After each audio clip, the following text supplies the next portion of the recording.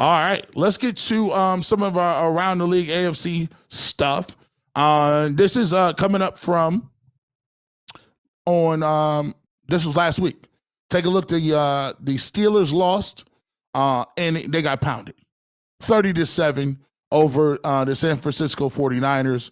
As you can see, Kenny Pickett 31-45, 222 yards, 1 touchdown, 2 interceptions. He was sacked 5 times for 34 yards, and his QBR was a 23.8. Terrible day for Najee Harris.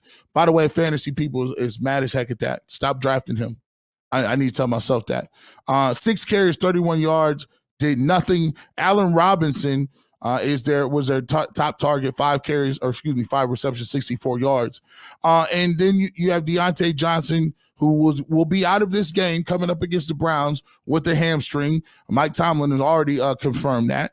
And then you have George Pickens, who got 5 touches for 36 yards, but he's already retweeting. Talking about, I should be getting more carries. I should be getting more carries, dog. Anytime that starts to happen, you might be in trouble. You might be in trouble a little bit here. Let's keep it pushing. Let's get to the Ravens game.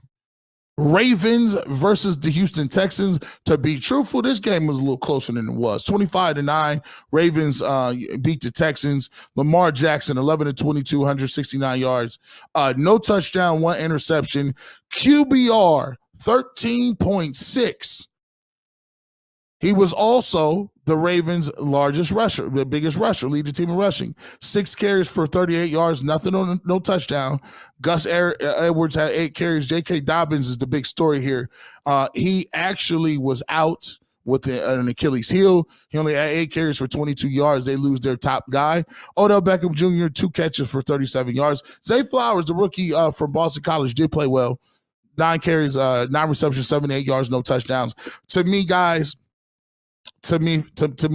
I would not be scared of those guys. Why would I be scared of those guys? Wouldn't be scared of those guys at all. They don't move me. Let's get to the standings. Let's take a look at the standings really quickly here. Let's start with the AFC East. New York Jets pulled out the game. I don't know how they lost. That was a terrible loss by the Buffalo Bills. Aaron Rodgers goes down. They let him return a punt back to the house in overtime, and the Jets win a game they had no business winning. Miami Dolphins, shout out to the Dolphins. They look like they're going to be potent all year. Tyreek Hill, Jalen Waddle, 2 of those for 400 plus.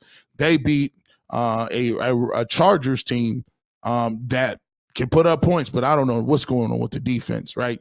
Going to the AFC North, you see your Brownies, top of the food chain over the AFC North, beat the Bengals.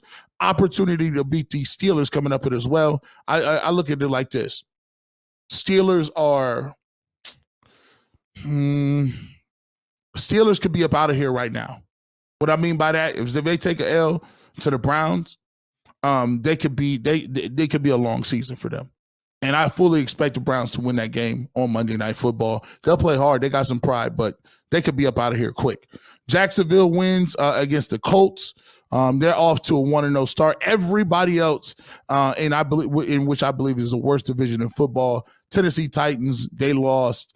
Houston Texans lost. Indianapolis Colts with Richardson. He'll be fun for highlights, but the Jacksonville Jaguars will be the only playoff team from that division in the AFC South. Let's go out west.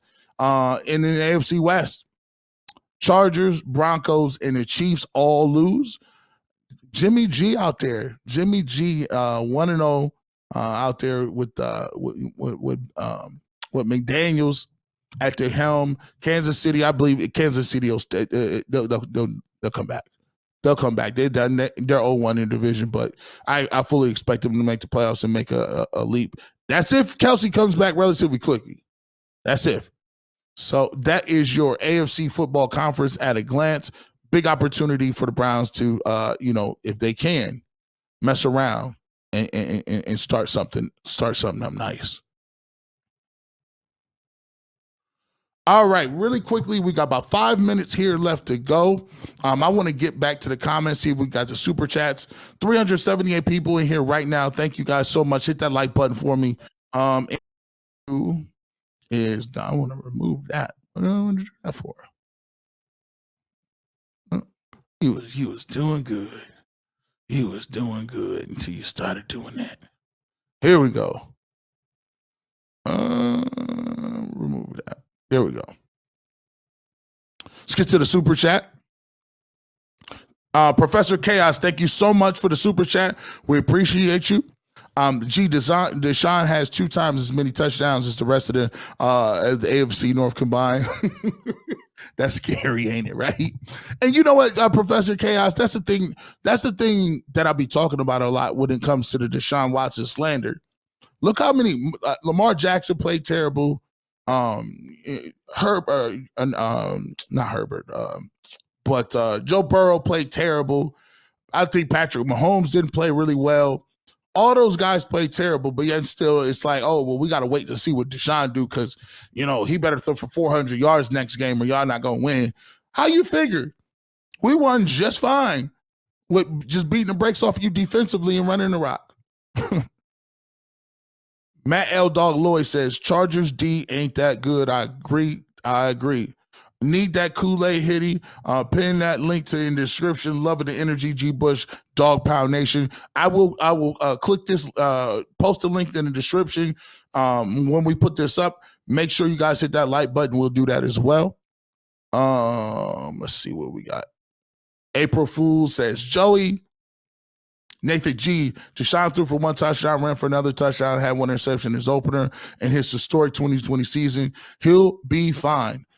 Listen, that is a beautiful dog, Nathan G. I used to have one that looks like a mini Labradoodle. Is it? We'll figure it out. Let's get a couple more in here. Oh, we don't miss super chats. When you gonna get Q on UCSS? Hey, I'm putting it down. We need Quincy Carrier back on. We need Quincy Carrier. I'm as the Kool-Aid Mafia, the general of the Kool-Aid Mafia. The Kool-Aid Mafia has spoken. Multiple people want Q on UCSS. By the way, Isaac, I wasn't supposed to tell you. I'm going to be on Quincy Carrier's podcast coming up tomorrow. We're going to shoot something for you guys. So he brought him up, so I just had to say, all right?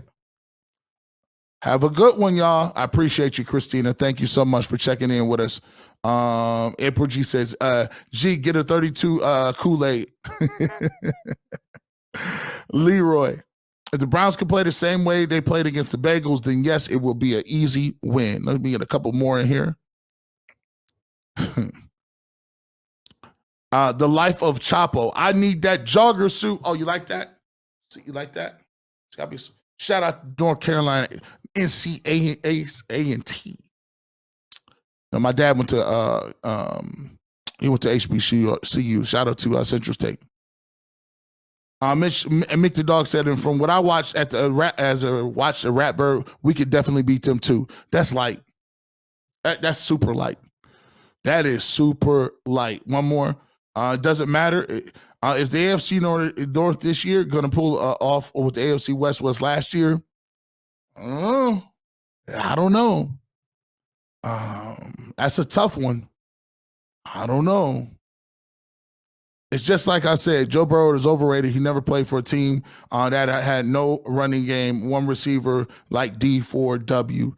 Hey, I listen. I think Joe Burrow was good, but one thing I have to say is that don't get it twisted. Anybody can get touched at any time.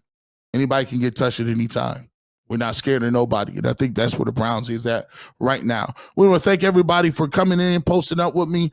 Thank you so much for support. We've been doing great numbers over here. Don't forget, if you do miss this section, we will be reposting these in clips so you can support those as well. And don't forget, every single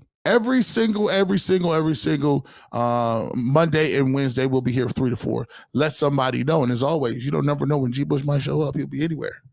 What you got to do? That's it for the Clippers. Peace.